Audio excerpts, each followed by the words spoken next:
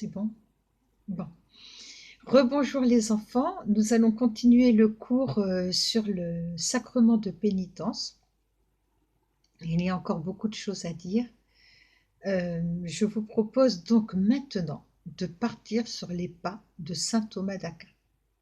Saint Thomas d'Aquin, c'est un grand saint, mais pas seulement. C'est aussi un docteur de l'Église. Je veux dire par là que c'est un grand théologien. Il a énormément réfléchi sur la foi, sur comment la comprendre, comment interpréter les Écritures et les paroles du Christ. Et alors, saint Thomas d'Aquin, il y a quand même des choses qui ont été difficiles avec lui. C'était quand même un vrai homme de Dieu, mais intransigeant. Et pour saint Thomas d'Aquin, dans sa théologie, c'était très simple. Tant qu'on vivait, on pouvait bénéficier de la miséricorde. On allait se confesser, on pouvait avoir le pardon de ses péchés. Et au moment de sa mort, pam, comme une tapette à mouche, c'est terminé, il n'y a plus de miséricorde, et là on rencontre le Dieu de justice, mais de justice implacable. C'est-à-dire qu'on reçoit le salaire de ses péchés. C'est pas facile, c'est dur.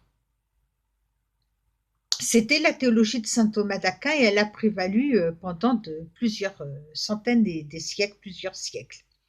Où effectivement, une fois que la mort arrivait, tout était joué, c'était trop tard. Et le Dieu de miséricorde, tant qu'on vivait, il était là, il était présent puisqu'on avait la confession. Mais une fois qu'on était mort, boum, c'était terminé, plus de rachat possible. Eh bien, l'Église, vous vous souvenez de ce que je vous ai dit sur le Saint-Esprit qui éclairait, qui guidait l'Église et qui la faisait évoluer. Alors, saint Thomas d'Aquin, c'est un grand théologien. Ça ne veut pas dire qu'il ait tout compris non plus. Il a fait énormément progresser la foi, mais il y a certains sujets sur lesquels il est un peu resté en chemin. Il n'a pas pu aller jusqu'au bout. Eh bien, l'Église a encore évolué, et elle a évolué particulièrement grâce à deux grands saints que vous connaissez sûrement. D'abord Sainte Faustine et le Padre Pio. Voilà, je ne dis pas d'abord, ce sont les deux grands saints, le Padre Pio et Sainte Faustine, qui ont énormément fait évoluer l'Église à ce sujet-là. Parce que eux, ils ont évoqué la mort, non pas comme une fin radicale, un passage d'un monde à un autre, mais comme un passage. C'est pour ça que dans mes précédentes vidéos, je vous parle beaucoup de la mort comme un passage. Et c'est un passage, la mort, comme un temps indéterminé qui peut être plus ou moins long. Et c'est un temps où on rencontre le Christ. Et rien n'est encore joué. Vous savez, j'ai une petite histoire là-dessus. Le saint curé d'Ars, un jour, on est venu le voir pour lui dire « Ah, mon père, il y avait un jeune homme, c'est très triste, qui avait eu un chagrin amoureux. Il s'était jeté du haut d'un pont, il s'était suicidé. C'est un très, très grave péché, c'est un péché mortel. Dieu nous donne la vie. Et on ne doit jamais attenter à sa vie. Jamais, de la conception à la mort. C'est pour ça que les chrétiens, c'est très important de ne pas l'oublier, ils disent que l'avortement est un très grave péché parce qu'il tue les petits bébés dans le ventre de leur maman. Ah, il est caché, hein, on ne le voit pas. Et alors? Il est caché, mais il n'a pas le droit, lui aussi, de vivre comme les autres. Il n'a que la voix de sa maman pour le défendre.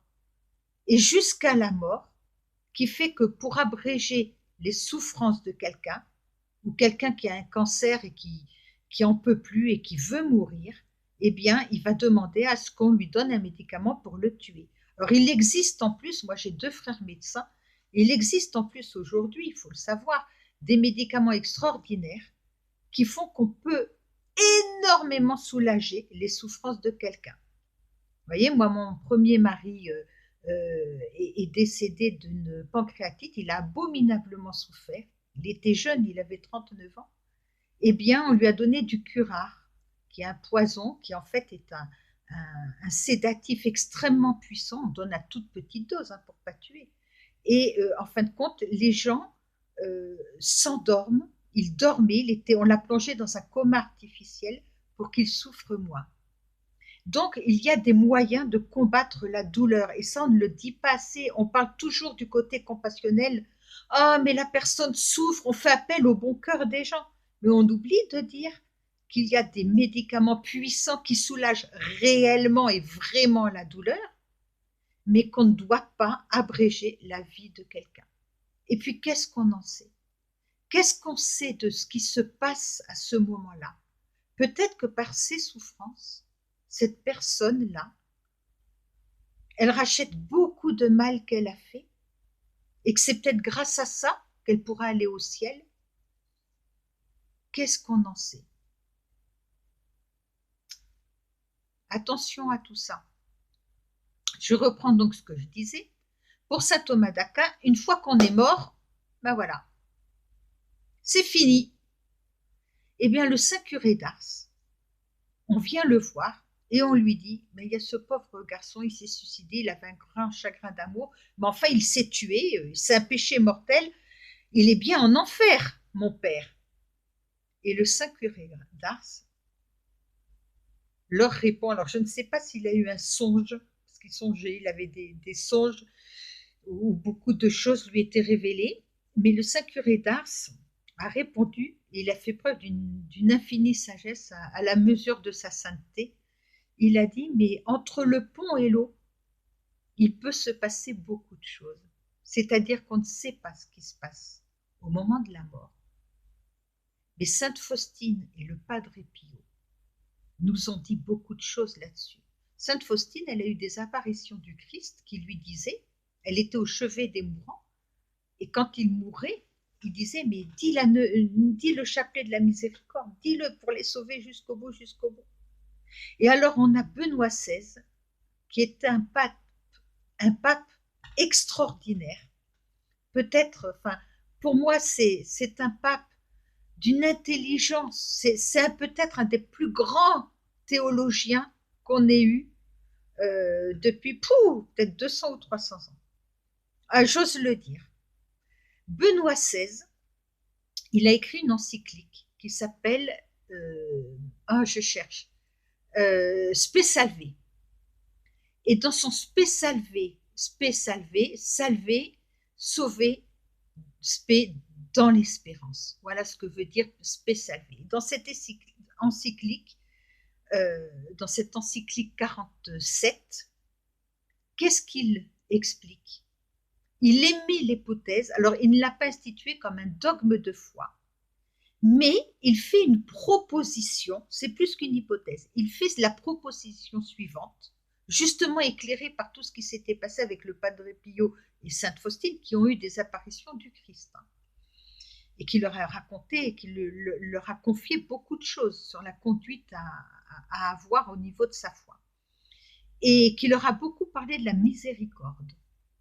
Eh bien, en s'appuyant sur ces deux saints, Benoît XVI fait cette proposition suivante, que la mort n'est pas une fin, comme le disait saint Thomas d'Aquin, paf, la miséricorde, c'est terminé, mais que même après la mort n'étant qu'un passage, lorsque l'on rencontre le Christ, la miséricorde nous est toujours proposée à ce moment-là.